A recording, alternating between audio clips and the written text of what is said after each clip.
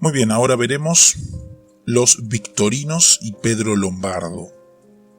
Uno de los maestros de Abelardo, Guillermo de Champenoux, había sido profesor de la escuela catedralicia de París cuando decidió retirarse a las afueras de la ciudad, a la abadía de San Víctor. Hay quien sugiere que esta decisión se debió en parte a que, en un debate público, Abelardo lo hizo quedar en ridículo.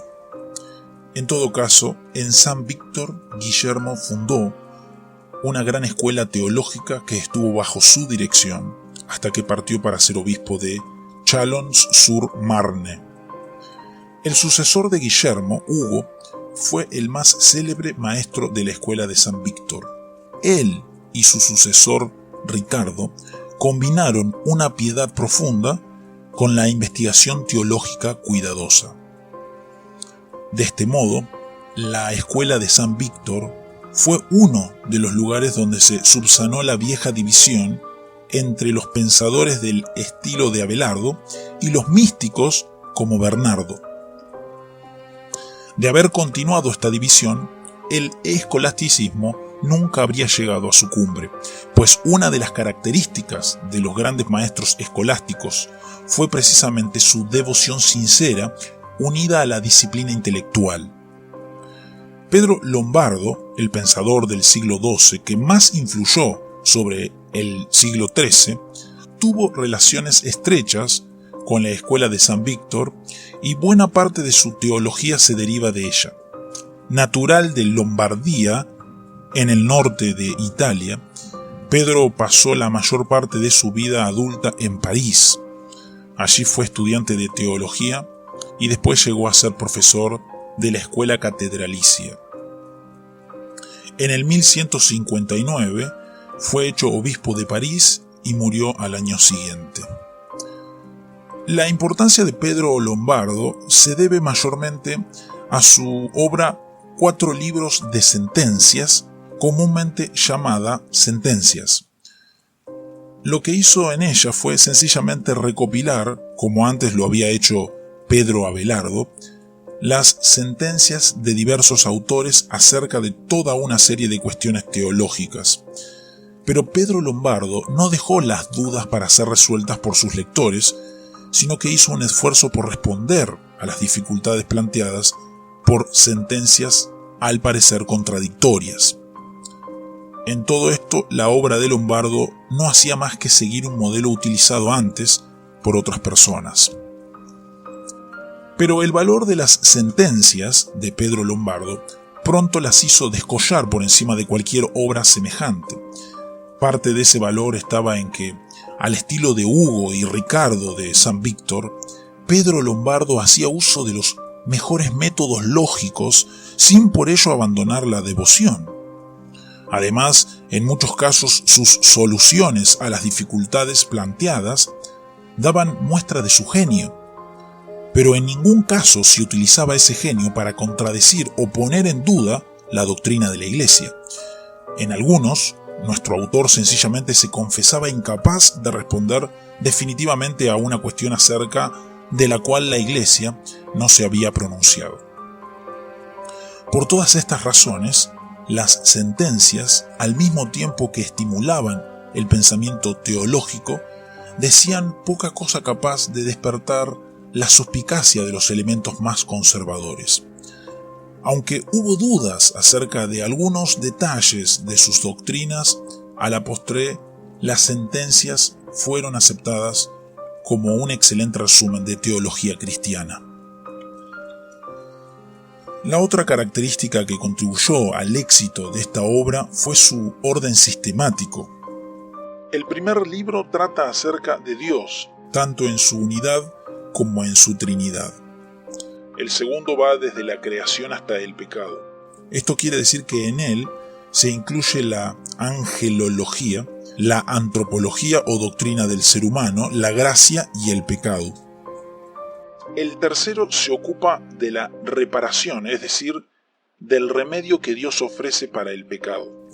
Por tanto, comienza por estudiar la cristología y la redención, para después pasar a la doctrina del Espíritu Santo, sus dones y virtudes y terminar discutiendo los mandamientos. Por último, el cuarto libro se dedica a los sacramentos y la escatología. En líneas generales, este ha sido el orden que ha seguido la mayoría de los teólogos sistemáticos desde tiempos de Pedro Lombardo. Todo esto no quiere decir que las sentencias fuesen generalmente aceptadas sin oposición alguna. Hubo muchos teólogos que la criticaron por diversas razones.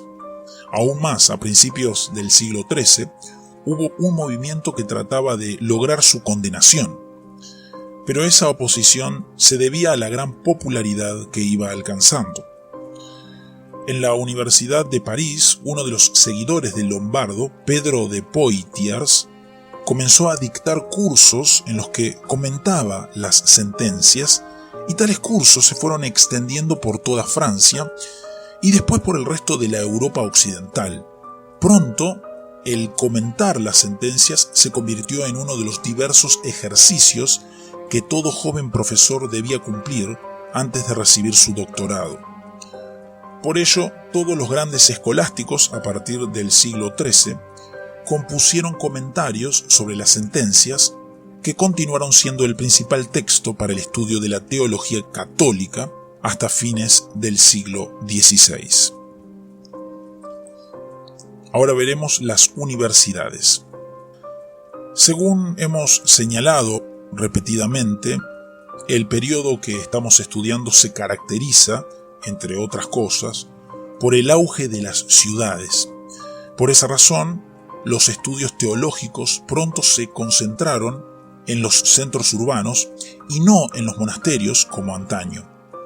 En esos centros primero surgieron las escuelas catedralicias a cargo de los obispos, pero pronto fueron surgiendo otras escuelas que a la postre se unieron en cada ciudad en lo que se llamó el estudio general.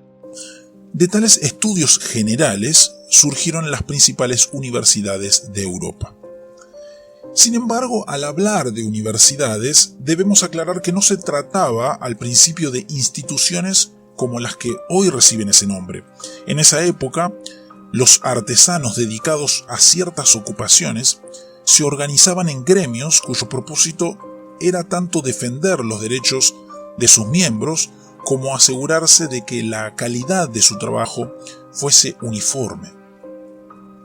Así, por ejemplo, si en una ciudad se comenzaba la construcción de una gran catedral y venían picapedreros procedentes de diversas regiones, el gremio se aseguraba de que a cada cual se le diesen responsabilidades y salarios según su habilidad y experiencia.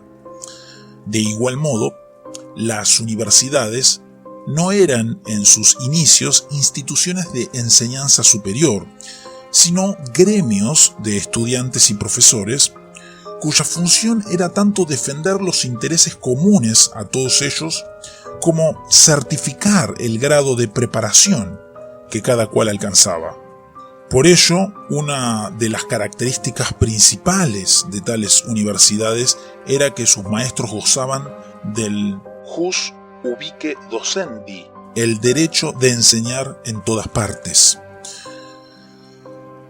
Las universidades más antiguas se remontan a fines del siglo XII, cuando las escuelas de ciudades tales como París, Oxford y Salerno lograron gran auge. Pero fue el siglo XIII el que vio el crecimiento pleno de las universidades. Aunque en todas ellas se estudiaban los conocimientos básicos de la época, pronto algunas se hicieron famosas en un campo particular de estudios.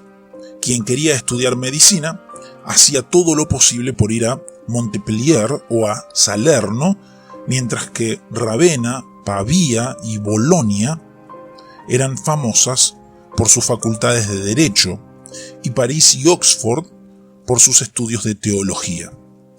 En España, la más famosa universidad fue la de Salamanca, fundada en el siglo XIII por Alfonso X el Sabio. Quienes deseaban dedicarse al estudio de la teología debían ingresar primero en la Facultad de Artes, donde pasaban varios años estudiando filosofía y letras. Después ingresaban a la Facultad de Teología, donde comenzaban como oyentes y progresivamente podían llegar a ser bachilleres bíblicos, bachilleres sentenciarios, bachilleres formados, maestros licenciados y doctores. En el siglo XIV, este proceso llegó a ser tan complicado que para completarlo se necesitaban 16 años de estudios, después de haberse graduado de la Facultad de Artes. La mayor parte de los ejercicios académicos consistía en comentarios sobre la Biblia o las sentencias, sermones y disputas. Estas últimas eran el ejercicio escolástico por excelencia. Las había de dos clases, ordinarias y quodlibéticas. La diferencia radicaba en el proceso mediante el cual se escogía el tema a ser discutido. Pero aparte de esto, las dos seguían el mismo método. Este consistía en plantear una cuestión debatible y darles oportunidad a los presentes de expresar razones por las que debía responderse en un sentido o en otro. Se compilaba así una lista de opiniones y autoridades al parecer contradictorias, al estilo del sí y no de Abelardo. Entonces se le daba al maestro tiempo para preparar su respuesta, pues en la próxima sesión tendría que exponer su propia opinión y mostrar que las diversas razones aducidas en sentido opuesto no la contradecían. Este método se generalizó hasta tal punto que los comentarios sobre las sentencias tomaron la misma forma y Santo Tomás de Aquino la adoptó en sus dos obras principales de teología sistemática, la Summa contra Gentiles y la Summa Teológica. Como hemos dicho anteriormente, al tiempo que la Europa cristiana trataba de salir de la era de las tinieblas, la España musulmana gozaba de una civilización floreciente. Allí fueron a beber los cristianos sedientos de conocimientos en campos tan diversos como la medicina, la matemática, la astronomía y la filosofía. Además, las cruzadas, al establecer contactos más estrechos con el Imperio bizantino, también hicieron llegar a Europa occidental parte de los conocimientos de la antigüedad que se habían conservado en Constantinopla. De todos estos conocimientos, los que produjeron el sacudimiento más fuerte en la teología cristiana fueron los que se referían a la filosofía aristotélica. Desde mediados del siglo II, en la obra de Justino Mártir, la teología cristiana había establecido una alianza con la filosofía platónica. Particularmente en la iglesia de habla latina, las obras de otros filósofos de la antigüedad fueron olvidadas y se pensó que la verdadera filosofía era la de Platón y sus seguidores, y que esa filosofía proveía el mejor medio intelectual para entender la fe cristiana. Esto se debió en gran parte a las obras de San Agustín, quien, como hemos dicho, encontró en la filosofía neoplatónica la respuesta a muchas de las dudas que había tenido con respecto a algunas doctrinas cristianas. Pero ahora la Europa occidental comenzaba a descubrir una filosofía que difería de la platónica en algunos puntos fundamentales. Esto se debía en parte a las diferencias que habían existido siempre entre el platonismo y el aristotelismo, y en parte al modo en que Averroes interpretaba a Aristóteles. En todo caso, pronto hubo buen número de filósofos, especialmente en la Facultad de Artes de París, que decían que la filosofía de Aristóteles era indudablemente superior y enseñaban esa filosofía más bien que la platónica. Es de suponerse que esto les creaba dificultades a los teólogos acostumbrados, como estaban, a pensar en otros términos. En París, el partido aristotélico llegó a sostener posiciones absolutamente inaceptables para la Iglesia. Estas posiciones eran las que hemos descrito hace un tiempo atrás, al exponer las doctrinas de Averroes, la independencia de la filosofía frente a la teología, la eternidad del mundo y la unidad de todas las almas. Quienes sostenían estas posiciones recibieron el nombre de averroístas latinos y produjeron tal revuelo que pronto se prohibió el estudio de Aristóteles, aunque esa prohibición nunca se aplicó con todo rigor. ¿Cuál debería ser la actitud de los cristianos ante la nueva filosofía? Esta fue la principal cuestión que se debatió en el siglo XIII. La mayoría de los teólogos respondió o bien rechazando de plano todo lo que Aristóteles pudiera enseñar, o bien aceptando solo algunos elementos secundarios de su doctrina. Unos pocos vieron los valores positivos del aristotelismo y se dedicaron a aplicarlos a la teología cristiana, aunque sin abandonar la doctrina de la Iglesia. Como representante de la posición relativamente conservadora, discutiremos brevemente a San Buenaventura y después pasaremos a exponer los principios fundamentales de la otra posición, según tomaron forma en Santo Tomás de Aquino. Ahora vamos a ver entonces a San Buenaventura. Juan de Fidanza era su nombre y nació en Bagnorea, Italia, en el 1221. Se dice que cuando era niño enfermó gravemente y su madre se lo prometió a San Francisco, quien había muerto poco antes, y le dijo que si salvaba a su hijo, este sería franciscano. Cuando el niño sanó, la madre dijo: «Oh Buenaventura», y de ese incidente se deriva el nombre por el que la posteridad lo conoce. Buenaventura hizo sus estudios universitarios en París y fue también allí donde tomó el hábito franciscano. En el 1253, después de pasar varios años dando conferencias y comentando sobre las escrituras y las sentencias, recibió el doctorado. 4 años después, los franciscanos lo eligieron como ministro general, cargo que ocupó con gran distinción hasta el 1272. Era la época de la lucha con los franciscanos espirituales y la firmeza y moderación de Buenaventura le han valido el título de segundo fundador de la orden. En 1274 fue hecho cardenal y por ello renunció a su posición como ministro general. Se cuenta que cuando le dieron aviso del honor que acababa de recibir, estaba ocupado en la cocina del convento y le dijo al mensajero: «Gracias, pero estoy ocupado. Por favor, cuelga el capelo en el arbusto que hay en el patio». Por esta razón, uno de los símbolos de Buenaventura es un capelo cardenalicio colgado de un arbusto. A los pocos meses de recibir este honor, Buenaventura murió mientras asistía al concilio de Lyon. Buenaventura, a quien se le ha dado también el nombre de doctor seráfico, era ante todo un hombre de profunda piedad. Quien lee sus obras de teología sistemática sin leer las que tratan acerca de los sufrimientos de Cristo, pierde lo mejor de ellas. Y quien lee sus escritos sistemáticos y conoce la profundidad de su devoción, ve en ellos dimensiones que de otro modo pasarían inadvertidas. Este es el sentido de una de las muchas leyendas acerca de él, según la cual cuando su amigo Santo Tomás de Aquino le pidió que lo llevase a la biblioteca de donde tomaba tanta sabiduría, Buenaventura le mostró un crucifijo y le dijo: «He ahí la suma de mi sabiduría». La teología del doctor seráfico es típicamente franciscana, por cuanto es ante todo teología práctica. Esto no quiere decir que se trate de una teología utilitaria que solo se interesa en lo que tiene aplicación directa, sino que su propósito principal es llevar a la bienaventuranza, a la comunión con Dios. Los primeros maestros franciscanos, siguiendo en ello al fundador de su orden, no tenían mucha paciencia con la especulación ociosa.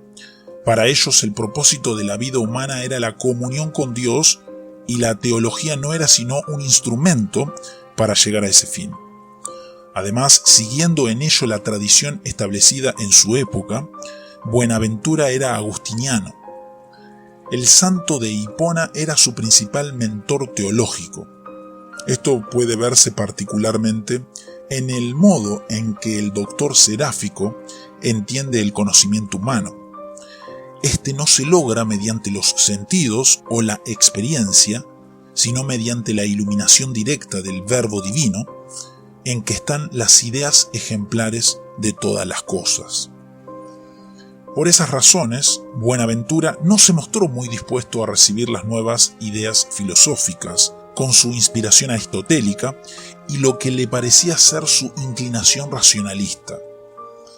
Como Anselmo había dicho mucho antes, Buenaventura creía que para entender era necesario creer y no viceversa. Así, por ejemplo, la doctrina de la creación nos dice cómo hemos de entender el mundo y guía nuestra razón en ese entendimiento. Precisamente por no conocer esa doctrina, Aristóteles afirmó la eternidad del mundo. Dicho de otro modo, Cristo, el Verbo, es el único maestro en quien se encuentra toda sabiduría, y por tanto todo intento de conocer cosa alguna aparte de Cristo equivale a negar el centro mismo del conocimiento que se pretende tener. En todo esto, Buenaventura no era sobremanera original. Ese no era su propósito. Lo que él pretendía hacer, e hizo con gran habilidad, era mostrar que la teología tradicional y sus fundamentos agustinianos eran todavía válidos y que no era necesario capitular ante la nueva filosofía, como lo hacían los arroístas latinos. Ahora veremos a Santo Tomás de Aquino. Quedaba, sin embargo, otra alternativa que no era la de los averroístas ni la de los agustinianos tradicionales. Esa alternativa consistía en explorar las posibilidades que la nueva filosofía ofrecía de llegar a un mejor entendimiento de la fe cristiana.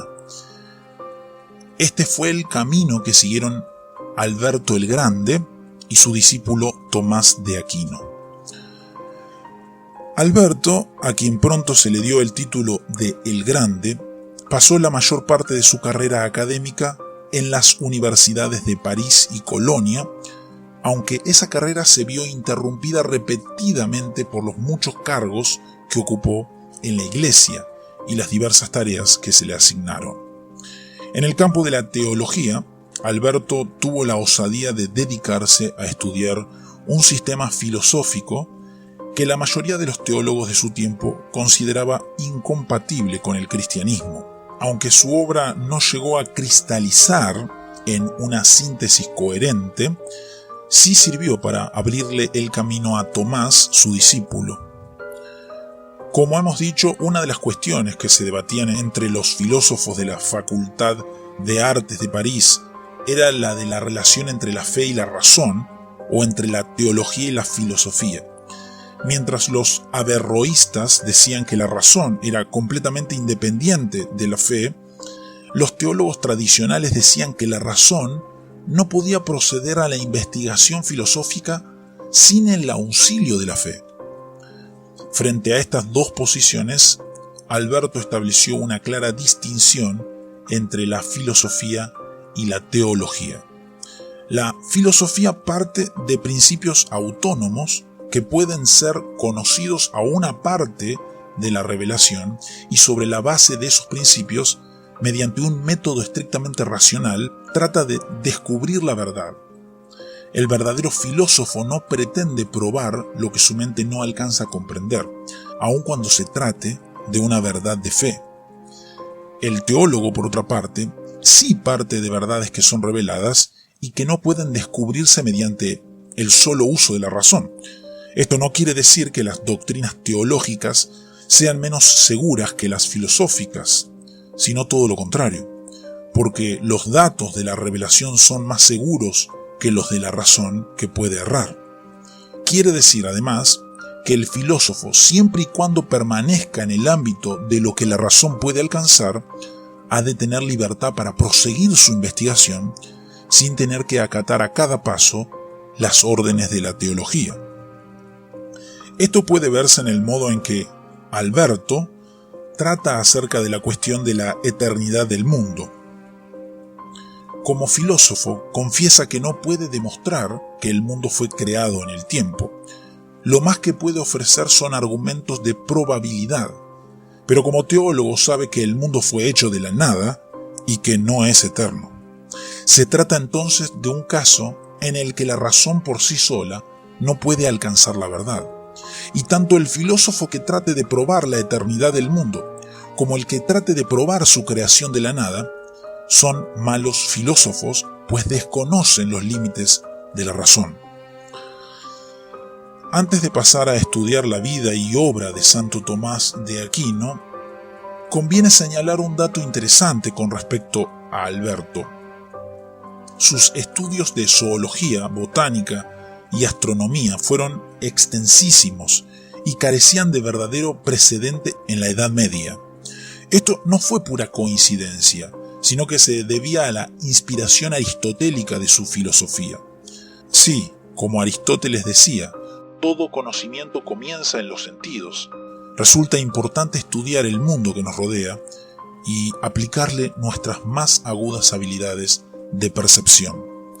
Alberto el Grande era dominico y también lo fue su discípulo más famoso, Santo Tomás de Aquino. Nacido alrededor del 1224 en las afueras de Nápoles. Tomás procedía de una familia noble. Todos sus hermanos y hermanas llegaron a ocupar altas posiciones en la sociedad italiana de su época. A Tomás, que era el más joven, sus padres le habían deparado la carrera eclesiástica con la esperanza de que llegara a ocupar algún cargo de poder y prestigio, como el de abad de Montecassino. Tenía 5 años de edad cuando fue colocado en ese monasterio, aunque nunca tomó el hábito de los benedictinos. A los 14 fue a estudiar a la Universidad de Nápoles, donde por primera vez conoció la filosofía aristotélica. Todo esto era parte de la carrera que sus padres y familiares habían proyectado para él. Pero en el 1244 decidió hacerse dominico. Eran todavía los primeros años de la nueva orden, cuyos frailes mendicantes eran mal vistos por la gente adinerada. Por ello su madre y sus hermanos, su padre había muerto poco antes, hicieron todo lo posible por obligarlo a abandonar su decisión. Cuando la persecución no tuvo éxito, lo secuestraron y encarcelaron en el viejo castillo de la familia. Allí estuvo recluido por más de un año, mientras sus hermanos lo amenazaban y trataban de disuadirlo mediante toda clase de tentaciones. Por fin escapó, terminó su noviciado entre los dominicos y fue a estudiar a Colonia, donde enseñaba Alberto el Grande. Quien lo conoció entonces no pudo adivinar el genio que dormía en él. Era grande, grueso y tan taciturno que sus compañeros se burlaban de él, llamándolo el buey mudo. Pero poco a poco, a través de su silencio, brilló su inteligencia y la orden de los dominicos se dedicó a cultivarla.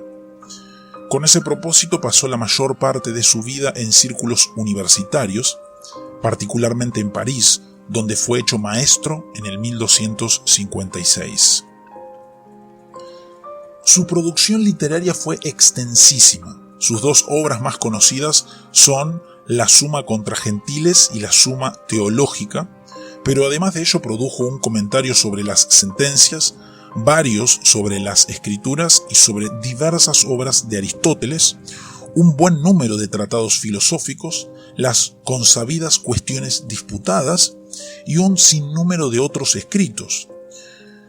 Murió en 1274 cuando apenas contaba 50 años de edad y su maestro Alberto vivía todavía. No podemos repasar aquí toda la filosofía y la teología tomista, baste tratar acerca de la relación entre la fe y la razón, de sus pruebas de la existencia de Dios y de la importancia de su obra en siglos posteriores. En cuanto a la relación entre la fe y la razón, Tomás sigue la pauta trazada por Alberto, pero define su posición más claramente. Según él, hay verdades que están al alcance de la razón y otras que la sobrepasan. La filosofía se ocupa solo de las primeras, pero la teología no se ocupa solo de las últimas. Esto se debe a que hay verdades que la razón puede demostrar, pero que son necesarias para la salvación, puesto que Dios no limita la salvación a las personas que tienen altas dotes intelectuales. Tales verdades necesarias para la salvación, aun cuando la razón puede demostrarlas, han sido reveladas. Luego, tales verdades pueden ser estudiadas tanto por la filosofía como por la teología. Tomemos, por ejemplo, la existencia de Dios. Sin creer que Dios existe no es posible salvarse. Por ello, Dios ha revelado su propia existencia. La autoridad de la Iglesia basta para creer en la existencia de Dios. Nadie puede excusarse y decir que se trata de una verdad cuya demostración requiere gran capacidad intelectual. La existencia de Dios es un artículo de fe y la persona más ignorante puede aceptarla sencillamente sobre esa base. Pero esto no quiere decir que esa existencia se halle por encima de la razón. Esta puede demostrar lo que la fe acepta. Luego, la existencia de Dios es tema tanto para la teología como para la filosofía, aunque cada una de ellas llega a ella por su propio camino. Y aún más, la investigación racional nos ayuda a comprender más cabalmente lo que por fe aceptamos. Esa es la función de las famosas 5 vías que Santo Tomás sigue para probar la existencia de Dios. Todas estas vías son paralelas y no es necesario seguirlas todas. Baste decir que todas ellas comienzan con el mundo que conocemos mediante los sentidos y a partir de él se remontan a la existencia de Dios. La primera vía, por ejemplo, es la del movimiento y dice sencillamente que el movimiento del mundo ha de tener una causal inicial y que esa causa es Dios. Lo que resulta interesante es comparar estas pruebas de la existencia de Dios con la de Anselmo que hemos expuesto anteriormente. El argumento de Anselmo desconfía de los sentidos y parte, por tanto, de la idea del ser supremo. Los de Tomás siguen una ruta completamente distinta, puesto que parten de los datos de los sentidos y de ellos se remontan a la idea de Dios. Esto es consecuencia característica de la inspiración platónica de Anselmo frente a la aristotélica de Tomás. El primero cree que el verdadero conocimiento se encuentra exclusivamente en el campo de las ideas. El segundo cree que ese conocimiento parte de los sentidos. La importancia de Santo Tomás para el curso posterior de la teología fue enorme, debido en parte a la estructura de su pensamiento, pero sobre todo al modo en que supo unir la doctrina tradicional de la Iglesia con la nueva filosofía. En cuanto a lo primero, la Suma Teológica se ha comparado a una vasta catedral gótica. Como veremos próximamente, las catedrales góticas llegaron a ser importantes edificios en los que cada elemento de la creación, desde el infierno hasta el cielo, tenía su lugar y en que todos los elementos existían en perfecto equilibrio. De igual modo, la Suma Teológica es una imponente construcción intelectual. Aun quien no concuerde con lo que Tomás dice en ella, no podrá negarle su belleza arquitectónica, su simetría en la que todo parece caer en su justo lugar. Sin embargo, la importancia de Tomás se debe sobre todo al modo en que supo hacer uso de una filosofía que otros veían como una seria amenaza a la fe y que él convirtió en un instrumento en manos de esa misma fe. Durante siglos, la orientación platónica había dominado la teología de la Iglesia occidental, a consecuencia de un largo proceso que hemos ido narrando en el curso de nuestra historia. Pero en todo caso, después que la teología de Agustín se impuso en el occidente, junto a ella se impuso la filosofía platónica. Esa filosofía tenía grandes valores para el cristianismo, sobre todo en sus primeras luchas contra los paganos. En ella se hablaba de un ser supremo único e invisible. En ella se hablaba de otro mundo, superior a este, que perciben nuestros sentidos. En ella se hablaba, en fin, de un alma inmortal, que el fuego y las fieras no podían destruir. Pero el platonismo también encerraba graves peligros. El más serio de ellos era la posibilidad de que los cristianos se desatendieran cada vez más del mundo presente, que según el testimonio bíblico es creación de Dios. También existía el peligro de que la encarnación, la presencia de Dios en un ser humano de carne y hueso, quedara relegada a segundo plano, pues la perspectiva platónica llevaba a quienes la seguían a interesarse no por realidades temporales que pudieran colocarse en un momento particular de la historia humana, sino más bien en las verdades inmutables. Como personaje histórico, Jesucristo tendía entonces a desvanecerse mientras la atención de los teólogos se centraba en el Verbo eterno de Dios.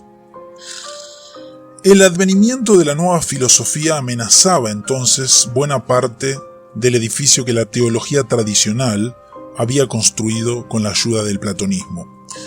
Por ello fueron muchos los que reaccionaron violentamente contra Aristóteles y prohibieron que se leyeran sus libros o se enseñaran sus doctrinas. Esta era una reacción normal por parte de quienes veían peligrar su modo de entender la fe. Y sin embargo, la teología que Tomás propuso, aún en medio de la oposición de casi toda la iglesia de su tiempo, a la postre fue reconocida como mejor expresión de la doctrina cristiana.